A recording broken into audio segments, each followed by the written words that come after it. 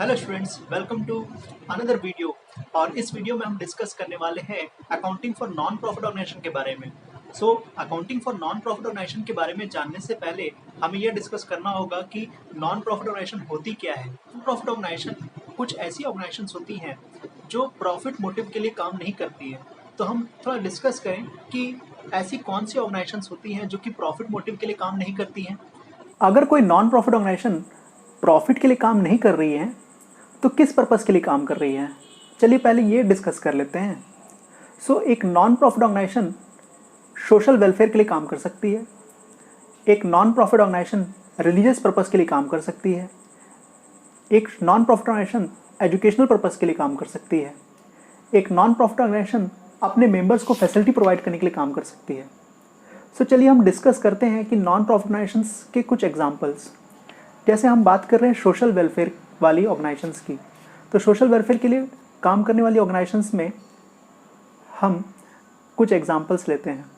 Orphanage, old age homes, कुछ hospitals हो सकती हैं जो कि फ्री मेडिकल फैसिलिटी प्रोवाइड कर रही होती हैं ज़रूरतमंदों को। अब हम बात करते हैं रिलीजियस पर्पस के लिए रन किए जाने वाले नॉन प्रॉफिट ऑर्गेनाइजेशंस की। इसके अंदर मंदिर, मस्जिद, गुरुद्वारा, चर्च आ जाएंगे। ये ऑर्गेनाइजेशंस रिलीजियस पर्पस के लिए रन किए जा रहे हैं। अब कुछ एजुकेशनल पर्पस के लिए रन की जाने वाली ऑर्गेनाइजेशंस की बात करते हैं। जैसे हमने देखा है कि बहुत सारे स्कूल्स और कॉलेजेस ऐसे होते हैं जहाँ पे बहुत ही कम फीस या फिर बिना फीस के पढ़ाई जाती है। ऐसी ऑर्गेनाइजेशंस भी नॉन प्रॉफिट ऑर्गेनाइजेशंस के अंदर आती है। अब हम बात करते हैं कुछ अदर ऑर्गेनाइजेशंस जो कि अपने मेंबर्स को फैसिलिटी प्रोवाइड कर रही होती हैं। ऐसी कौन सी ऑर्गेनाइजेशंस है जो अपने मेंबर्स को फैसिलिटी प्रोवाइड कर रही होती है? इसके अंदर हम ले सकते हैं स्पोर्ट्स क्लब, हेल्थ क्लब्स और लाइब्रेरीज। ये ऑर्गेनाइजेशंस सिर्फ अपने मेंबर्स को ही फैसिलिटी प्रोवाइड कर रही होती हैं। ऐसी सारी ऑर्गेनाइजेशंस नॉन प्रॉफिट ऑर्गेनाइजेशंस के कुछ एग्जांपल्स हैं।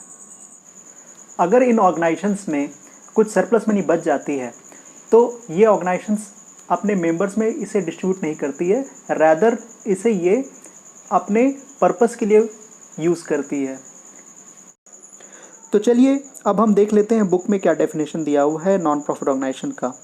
Non profit organisations refers to concern और organisations which render services to the member or society and work for promotion of charity, religion, education, literature, art and culture, etc. without aiming at profit. The surplus of these organizations is not distributed among the members, rather it is used for the promotion of activities of the organizations. Non profit organization भले ही profit नहीं कमा रही होती है, लेकिन ये organisations भी बहुत सारे फाइनेंशियल ट्रांजेक्शन करती है और इन फाइनेंशियल ट्रांजेक्शन्स को रिकॉर्ड करने के लिए एक प्रॉपर अकाउंटिंग सिस्टम का होना ज़रूरी है। ये ऑर्गेनाइजेशंस की अकाउंटिंग प्रॉफिट मेकिंग ऑर्गेनाइजेशन से डिफरेंट तरीके की होती है। आइए हम समझते हैं कि ये नॉन प्रॉफिट ऑर्गेनाइजेशंस अपना अकाउंटिंग किस तरह से मेंटेन करती है। और एक नॉन प्रॉफिट ऑर्गेनाइजेशन मेनली जो 3 अकाउंट्स मेंटेन करती हैं वो हैं, पहला रिसीट्स एंड पेमेंट अकाउंट, दूसरा इनकम एंड एक्सपेंडिचर अकाउंट और तीसरा बैलेंस शीट।